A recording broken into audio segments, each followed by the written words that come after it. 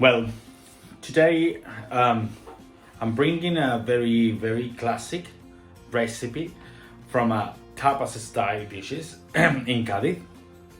But first of all, I want to say thank you very much for all the support I'm having in my YouTube channel, because I have a big boom going up, on subscribers, and this keeps me pushing to carry on with this.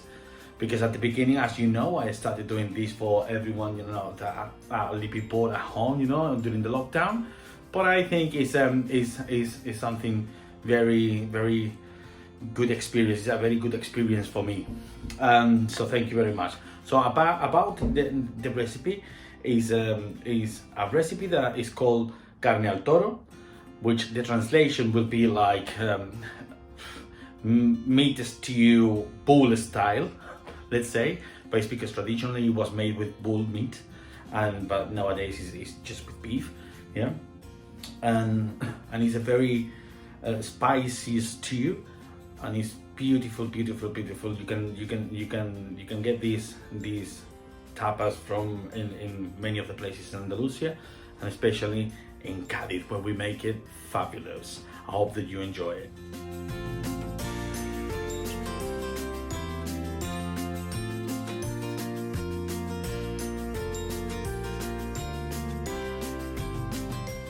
For the recipe of today, we have all the ingredients ready, so the mise en place is ready. Before to start, this is one thing I suggest to everyone.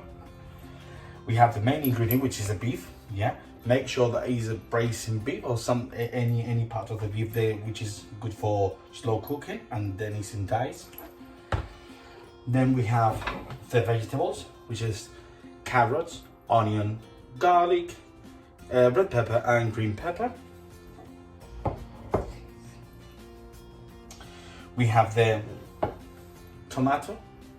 It's chopped tomatoes, it's tin chopped tomatoes, the one that comes in a tin. And then we have the extra virgin olive oil. We have the red wine. We have some water. The measure of the water will be changing slightly during the cooking.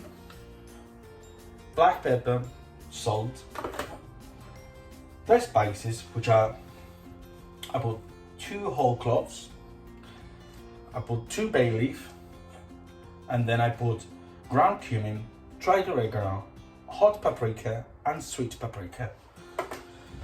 And here I have a slice of bread, which is deep fried, but this is optional, but I like to put in this kind of stew. So what we're going to do with all these is, first of all, in a hot pan, I will put the oil. Then I will put the already seasoned with the black pepper and the salt, the meat, into the pan. Not all together. I'm gonna be cooking to give that color, and then I'm gonna put in a different container or in a different tray or wherever. Once it's all cooked, then I will put the vegetables inside. In the same pan where I cooked the meat, I'm gonna put all the vegetables, and then I'm gonna cook it until they are a little bit like completely sweat, not like, let's say 5 minutes or 7 minutes, it depends. Once it's done, I will put the meat back, I will put the red wine, and once the red wine, the alcohol is evaporated, which is once it's boiling, is about 10 seconds, then I'm gonna put the rest of the ingredients. The water, I'm not gonna put everything, I'm gonna put part of the water, and then I'm gonna put the lid on and cook it slowly. Once it's boiling, cook it slowly for about 60 to 90 minutes simmering. Let's start. Well, so at this stage, the oil is really hot, and I'm gonna be cooking the meat by batches.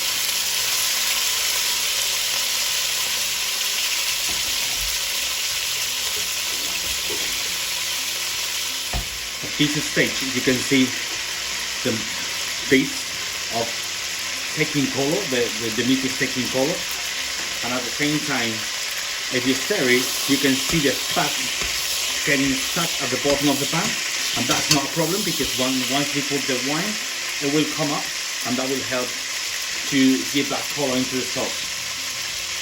But at this stage, the meat is ready to remove it and put it in a different container so we can have the second batch. See, I have sealed completely the meat, not cooked through, just sealed the meat. And at this stage, you can see it's all the fat from the meat in there. In here, we're gonna put all the vegetables apart from the tomato. The tomato is at the end, okay? So now we're gonna put the carrot, the onion, the garlic, the green pepper, and the red pepper. So all the vegetables are in, and mix it thoroughly, and then I'm gonna be cooking for about 7 minutes, okay? The idea is not to give it any color. Well, so the vegetables have been cooking for about 7 minutes, 8 minutes, let's say, and I've been stirring, okay, so often, so you don't allow it to stuck at the bottom of the pan. And then at this stage, I'm gonna put the meat, I'm gonna stir it, and I'm gonna put the red wine.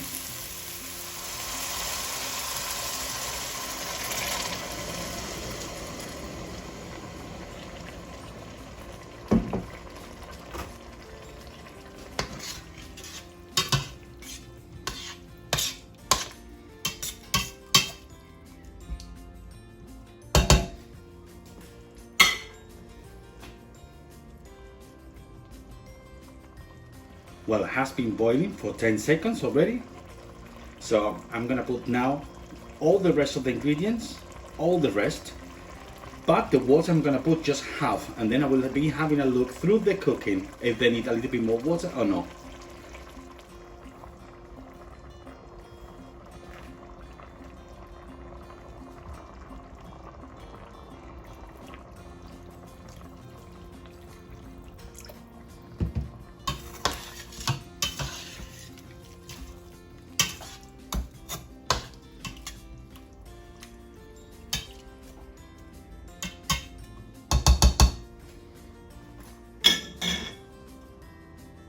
Now that you can see that it's boiling, then I put the lid on, reduce the temperature to a simmering, and then leave it cooking for 60 to 90 minutes. You will have a look sometimes just to stir it, yeah, and if you need to add some more water. So well, the meat is ready. It has been cooking. In this case, has been cooking for 1 hour and a half, so 90 minutes, yeah. And it comes very soft,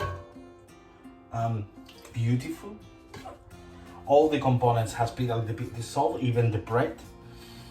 But you need to be careful. I didn't have to add any more water, but you need to be very careful, because if the meat is not a good quality, it could take also like 2 hours, you know, but you need to check if the meat is properly, yeah.